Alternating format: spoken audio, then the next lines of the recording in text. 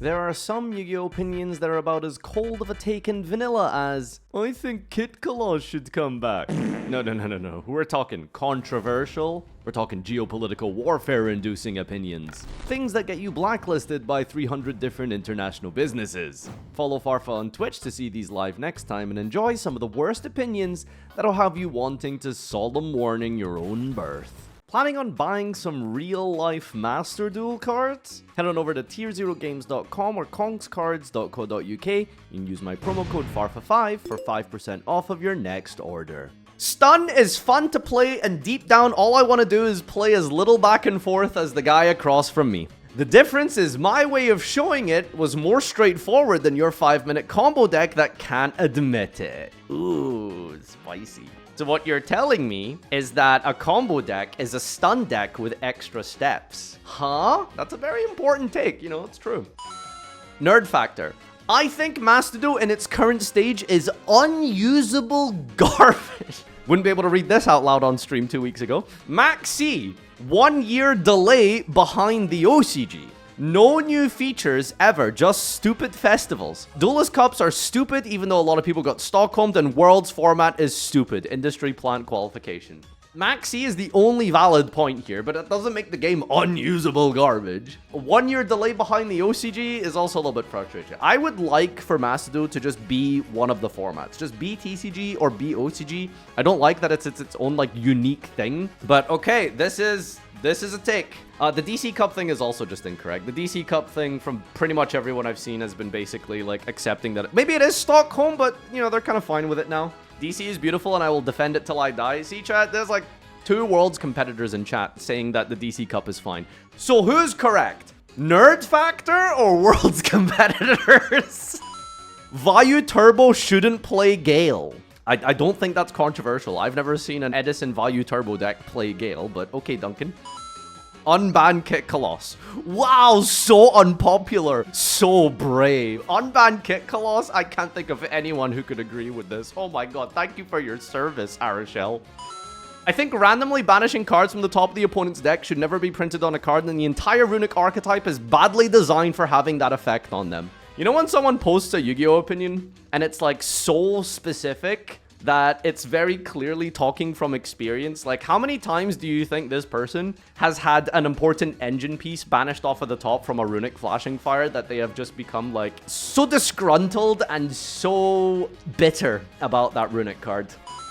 Tenpai is a pretty bad deck, and it's a lot worse than what people think it is. The only good card in the archetype is Sangan Kaiman. Yeah, Sangan Summoning is a bad card. Chandra is a bad card. Dimension Shifter is a bad card. Like, this is, like, are you okay? I don't know, like, to say it's a bad deck when it's getting consistent representation at the YCS level is just factually incorrect, no matter what you want to say about the deck, surely. Best of 1 is a horrible way to play Yu-Gi-Oh! Best of 1 is nowhere near as bad as people make it out to be. I am Master Duel's strongest soldier, but I'd like Best of 1. I understand the arguments for Best of 3, but there's positives and negatives for both. But I don't think it's a coincidence that the same people, the literal same people, continue to do well in a best of 1 format, highlighting that there clearly is some degree of skill involved even in a best of 1. It's not a coincidence that the World Championship Finals was the exact same 2 teams 2 years in a row. That doesn't happen by astronomical luck. Duel Links in recent years has handled power creep better than TCG or Master Duel. Wouldn't know. Beatrice is legal there, so it must be somewhat correct. Because of skills, they have an actual variety of cards played and aren't just hand trap staple turbo. Many of those skills give bonus effects to player 2 to help going against an established board. Banned from Duel Links, etc. Thank you, Grand Harrier. Every deck should have a Havness, Impulse, Sharvara. Why Sharvara? Decks going forward should be able to play on both players' turn. It only sucked at the time because only 1 or 2 of the decks could do it, but the game would be much better if every deck played turn 0. I get what you're saying, but Sharvara and Havness are kind of different cards. But anyway, this is like the big argument and suggestion that people want for Yu-Gi-Oh! Going forward. Rather than keep printing, you know, Dominus, Mulch Army, hand traps, and having this critical mass of hand traps and 1-card combos as an arms race to see who can force through their combo first. If every archetype just has multiple copies of things like Tier Cash and Havness, where you're basically both playing at the same time, then it becomes, in theory, more balanced and more of an interactive duel. cool. I don't know if I agree with it, but it's certainly an opinion that people hold in the community, and it's very popular. As long as Albion stays away from the ban list, more and more floodgates will be banned, so it shouldn't be banned. Oh, that's interesting. Yeah, so keep Albion legal so they keep banning floodgates. Yeah, this is 5D chess right here. Okay. Common is the only good rarity. The art is clearer, they're cheaper, they don't curl. I'm a big fan of Common. I really like Common. Commons look good, and I've downgraded my collection personally. I sold all of my ultimate rares. I had an ultimate like Desires, Imperm, Nibiru, and I've opted to go for Common because quality-wise, they tend to be better because they're just simpler. You know, you don't have to worry about them as much. And, yeah, poor. Poor is coping. Yeah, maybe I'm just coping. I think ban lists should be more frequent, even if they're smaller changes than big ban lists all at once. If the format is generally seen as healthy, they could simply choose to bring stuff back or acknowledge no changes needed. It would be hard to justify this, though, with the god-awful rarity distribution in the game because there's a massive difference between not being able to play a $5 Pokemon engine after the set rotation and your playset of a $50, $100 card getting smacked every couple of months. Well, anyway, so Master Duel ban list is something that people have advocated for a while now. More frequent but less impactful changes versus big sweeping game-breaking changes every 4 months. I don't know, I like the idea of more frequent changes but less crazy, but that only works in theory because what you need is competent game balancing for that to be ideal, which I don't think that's unfortunately a thing.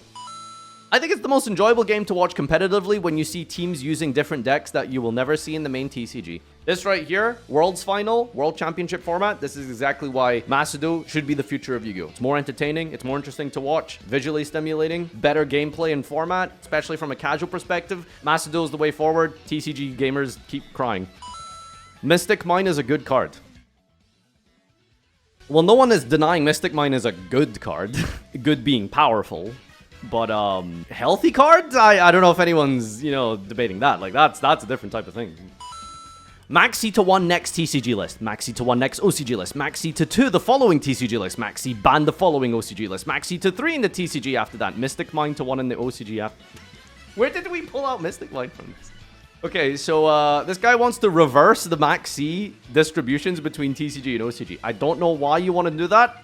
Doesn't explain what the logic is, but okay. Starlight QCR is objectively one of the ugliest rarities and would never be used if not to flex. It's not, okay, so Starlight QCR isn't ugly, but it really doesn't feel super different to Secret Rare. OCG just have like absurdly cool rarities and we're just sitting here with like QCR and Secret at best, so I don't know if it's like a printing issue, but we just don't get as much cool stuff. Hating on Verte is a telltale sign that someone hasn't played Master Duel, or that their takes are not based on objective reality. I don't know. I think just because Verte isn't doing great right now in Master Duel doesn't necessarily mean that it's a fine card design-wise. I don't know. But perhaps we are getting to the point where Verte is sort of maybe just power crept at this stage. No Dragoon. So we know that historically and statistically, DPE was better than Dragoon. There was a period in time where both of them were legal simultaneously. Dragoon was played at like a fraction of the amount that DPE was. So we can pretty much say overall DPE is better than Dragoon and DPE is legal in Master Duel, but yet no one plays it. I don't know what the logic is. Perhaps it's too many garnets. Perhaps it's too many bricks. So I don't know. It's an interesting topic.